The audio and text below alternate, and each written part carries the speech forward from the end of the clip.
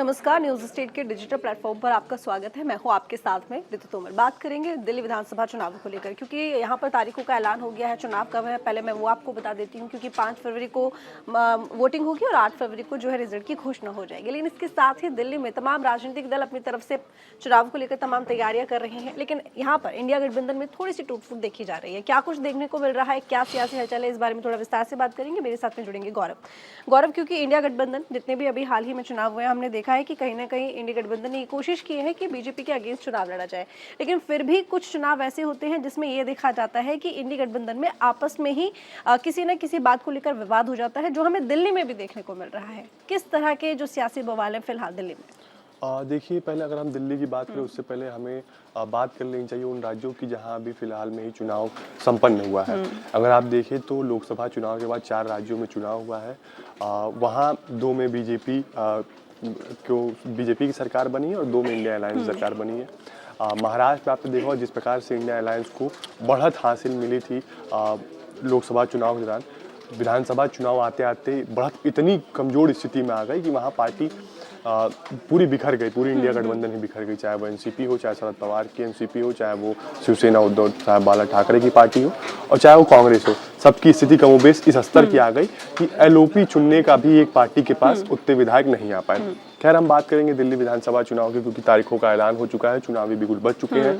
अब दिल्ली के गली मोहल्लों में चुनावी नारों के शोर सुनाई देने लगे हैं। देखिए, इंडिया गठबंधन में इस वक्त दरार की खबरें इस वजह से सामने आ रही हैं क्योंकि दिल्ली में कांग्रेस पार्टी और आम आदमी पार्टी आमने सामने है। आमने सामने इस वजह से है क्योंकि अरविंद केजरीवाल को ऐसा लगता है कि हरियाणा में जिस प्रकार से कांग्रेस ने उन्हें तवज्जो नहीं दिया, उसी प्रकार से दिल्ली में आम आदमी पार्टी कांग्रेस पार्टी को तवज्जो देने के मूड में नजर नहीं आ रही है।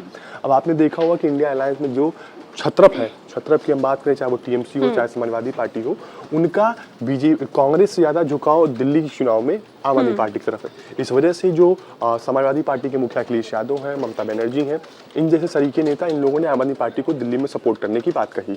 अब इनके समर्थन के बाद से इंडिया गठबंधन में दरारें की खबरें इस वजह से सामने आ रही है क्योंकि आने वाले वक्त में देखा जाए तो 26 में बंगाल में चुनाव है, 27 में उत्तर प्रदेश में चुनाव है। अगर इस तरीके का ही अगर एक रोड मैप तैयार कर दिया जाएगा कि दिल्ली के तर्ज पर ही अगर चुनाव होने लगेंगे तो कांग्रेस पार्टी को आने वाले समय में इंडिया गठबंधन से धक्का लग सकता है। आपने देखा हो किस प्रकार से जो अभी कुछ दिन पहले ही इंडिया अलायंस की एक पूरी मीटिंग बुलाई गई थी आम आदमी पार्टी की तरफ से, जिसमें कांग्रेस पार्टी को अलायंस से बाहर की रास्ता दिखाने की लेकर एक प्रस्ताव पास किया गया था। हालांकि उस प्रस्ताव पे कार्य हुआ नहीं, लेकिन आम आदमी पार्टी ने भी अपनी तरफ से अल्टीमेटम दे दिया था इंडिया गठबंधन से बाहर निकालने का। लेकिन अभी गठबंधन के जो अन्य दल हैं वो उन्होंने इस बात पे विचार विमर्श कर रहे हैं। हालांकि ऐसा होना क्योंकि इस वजह से नहीं लग रहा है कि ये हो पाएगा, क्योंकि जो इंडिया अलायंस में सबसे बड़ी पार्टी है वो कांग्रेस पार्टी है और कहीं ना कहीं जो सूत्रधार के तौर पर देखा जाए तो कमोबेश हर प्रदेश में छोटी बड़ी अगर देखा जाए तो जन समर्थन कांग्रेस के पार्टी के पास है। क्योंकि आप समाजवादी पार्टी की बात करेंगे तो बिहार में उनके पास जनाधार नहीं है, मध्य प्रदेश में जनाधार नहीं है, वो उत्तर प्रदेश तक सीमित है, टीएमसी बंगाल तक सीमित है। आम आदमी पार्टी कोशिश कर रही है, कुछ राज्यों तक है उसका जनाधार, लेकिन उस तरीके से कांग्रेस तरीके से जनाधार नहीं है। लेकिन कांग्रेस पार्टी को इंडिया अलायंस से अलग करना बड़ी चुनौती है इंडिया अलायंस से अलायंस पार्टनरों के लिए। लेकिन जिस तरीके से एक कहें कि एग्रेसिव मोड में चुनाव दिल्ली का इस वक्त लड़ा जा रहा है, आपने देखा होगा इस प्रकार से नई दिल्ली सीट जो पूर्व मुख्यमंत्री अरविंद केजरीवाल की है, वहां से कांग्रेस ने शीला दीक्षित के बेटे संदीप दीक्षित को चुनाव मैदान में उतार दिया। तो एक तरीके से आपने फिर देखा होगा कि जो तत्कालीन मुख्यमंत्री हैं आतिशी सिंह, उनके खिलाफ अलका लांबा जो महिला मोर्चा की राष्ट्रीय अध्यक्ष, उनको उतारे। तो कांग्रेस एक एग्रेसिव मोड में चुनाव लड़ते हुए नजर आ रही है। तो कहीं ना कहीं कांग्रेस को ऐसा नजर आ रहा है कि क्योंकि आपने जो देखा होगा कि अभी जो सीडब्ल्यूसी की मीटिंग हो रही थी बोरीवली में कर्नाटक में, तो वहां पे कांग्रेस पार्टी इस बात को लेकर उस सीडब्ल्यूसी में एक प्रस्ताव भी रखा गया था कि आने वाला जो समय है उसमें हम अलायंस पार्टनर के साथ हर जगह चुनाव नहीं लड़ सकते।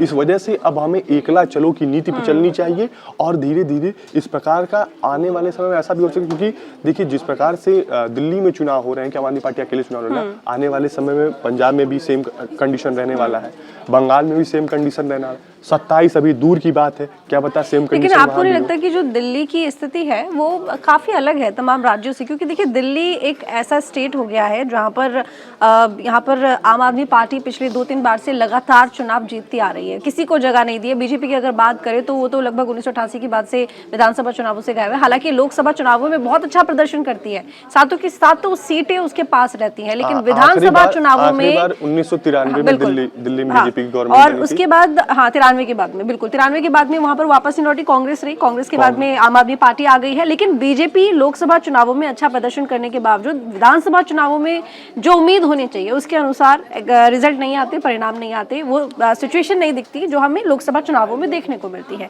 बीजेपी पूरी कोशिश कर रही है कि वो एक बार फिर से अपना वर्चस्व यहाँ पर स्थापित कर पाए। आम आदमी पार्टी, क्योंकि आम आदमी के बीच में आम आदमी पार्टी की जो एक्सेप्टेंस है वो कुछ अलग लेवल पर है। एक और दाव यहाँ पर आम आदमी पार्टी ने चल दिया है, जाहिर तौर पर महिलाओं को जो उन्होंने हर महीने पैसे देने की बात की है, भत्ता देने की बात की है। आपको नहीं लगता कि इसका असर आम आदमी पार्टी के ऊपर कुछ ऐसा पड़ेगा जिससे कि एक बार फिर से वो चारों खाने चित कर देगी तमाम दलों को?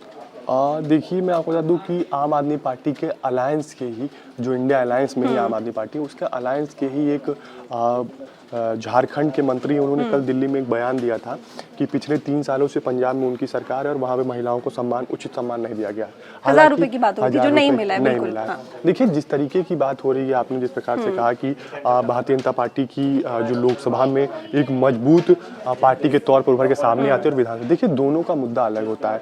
जब मतदाता वोट करता है तो लोकसभा का चुनाव जब होता है उस समय मतदाता देश को देख के वोट करता है, उस समय मुद्दा अलग होता है, राष्ट्रवाद होता है, राष्ट्र की सुरक्षा होता है, तो कई तरीके का मुद्दा होता है। लेकिन जब विधानसभा का चुनाव होता है तो स्थानीय मुद्दे हावी होते हैं। आपने देखा होगा जिस प्रकार से दिल्ली में इस वक्त सबसे प्रमुख समस्या जो है वो बिजली और पानी का है।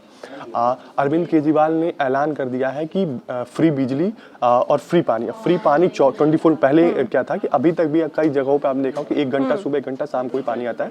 लेकिन अभी कुछ दिन पहले अरविंद केजरीवाल ने ऐलान किया कि राजेंद्र नगर से वो शुरू हो गई है, मुहिम शुरू हो गई, अब 24 घंटे दिल्ली में लोगों को पानी मिलना शुरू हो गया है। आपने देखा किस प्रकार से उन्होंने पानी भी पिया था, वो बोरवेल वाला जो हाथ ले आगे। तो देखिए कहीं ना कहीं जो स्थानीय मुद्दे हैं वो हावी रहते हैं।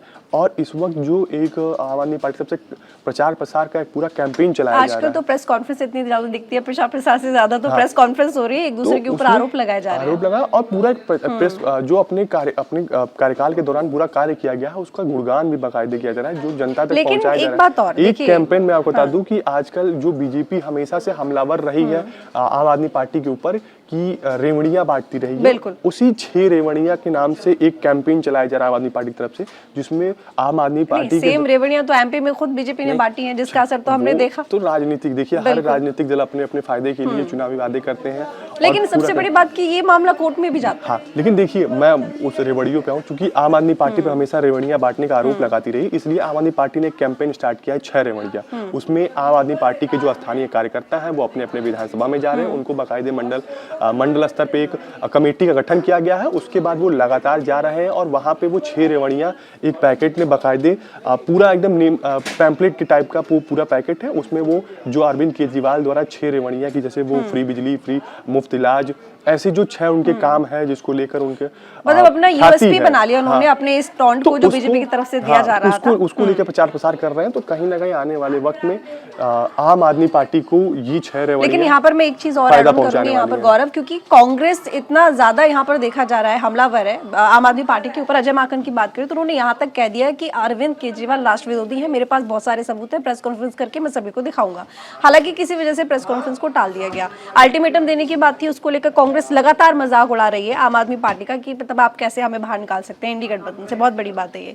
लेकिन कांग्रेस ने ये समझ लिया है कि भले ही इंडी गठबंधन में हम साथ हों राष्ट्रीय स्तर पर, लेकिन क्योंकि ये चुनाव है और चुनाव में कोई किसी का साथी नहीं होता, हम अलग अलग चुनाव लड़ रहे हैं तो हम किसी कीमत पर नहीं छोड़ेंगे, एक दूसरे की बखिया उधेड़ देंगे, जो कि हमें देखने को मिल भी रहा है। देखिए आपको जो आम आदमी पार्टी का उद्भव हुआ है ना, वो कांग्रेस पार्टी के माइनस होने से ही हुआ है। चाहे आप वो दिल्ली में देख लीजिए, चाहे वो आप गोवा में देखिए, चाहे पंजाब में देखिए, चाहे वो गुजरात में देखिए, जहाँ जहाँ आम आदमी पार्टी प्लस हो रही है, वहाँ वहाँ कांग्रेस पार्टी माइनस हो रही है। तो अलायंस में साथ रहने के बावजूद भी अगर आप माइनस हो रहे हैं तो कहीं ना कहीं चूंकि पार्टी का एक कोर वोट बैंक रहा है, पहले जो दिल्ली में 12 सीटें जिनका जिक्र होता है मुसलमानों का, 9 सीटें मुस्लिम सीटें और 12 सीटें अच्छी सीटें, ये कांग्रेस का कोर हुआ करता था।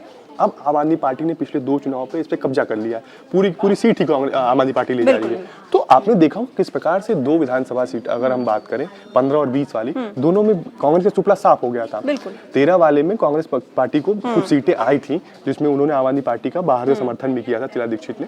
लेकिन देखिए कमोबेश स्थिति ऐसी है कि कांग्रेस पार्टी को अब एक अकेले चुनाव लड़ना ही है, क्योंकि आने वाले समय में जिस प्रकार से राहुल गांधी सामने से लीड करते हुए नजर आ रहे हैं, चाहे उनकी जो पदयात्राओं के दौरान जिस प्रकार का उनका इमेज बना हुआ है इस वक्त देश में, तो कहीं ना कहीं कांग्रेस पार्टी उनके इमेज का इस्तेमाल करके आने वाले समय में अकेले चुनाव लड़ने पे और छत्रपों से थोड़ी दूरी बना के, जहां बहुत ज्यादा जरूरत महसूस नहीं हो रही, क्योंकि देखिए बिहार में जो उनका गठबंधन का अलायंस चल रहा है लालू प्रसाद यादव से और कांग्रेस का, वो वर्षों चला आ रहा है, सोनिया गांधी के जमाने चला आ रहा है।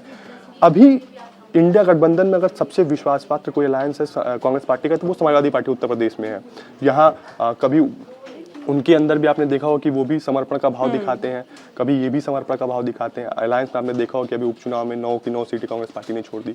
तो इन दोनों में एक अच्छी जुगलबंदी देखने को बिल्कुल, मिल लेकिन रही है। फिलहाल देखिए यहाँ पर अभी चुप ही है, तो तमाम अन्य दल हैं इंडी गठबंधन में, उनकी तरफ से कोई खास कमेंट नहीं किया गया है। सबसे बड़ी बात यह कि अभी तो प्रत्याशी भी पूरी तरह से उतारे नहीं गए हैं, अभी ये लिस्ट आनी बाकी है, देखना होगा और किसे प्रत्याशी यहाँ पर बनाया जाता है। फिलहाल आपको जानकारी कैसी लगी कमेंट करके जरूर बताएगा, लाइक कीजिएगा, शेयर कीजिएगा, धन्यवाद। न्यूज नेशन अब व्हाट्सएप पर खबरों के ताजा अपडेट के लिए न्यूज नेशन के इस QR कोड को स्कैन करें।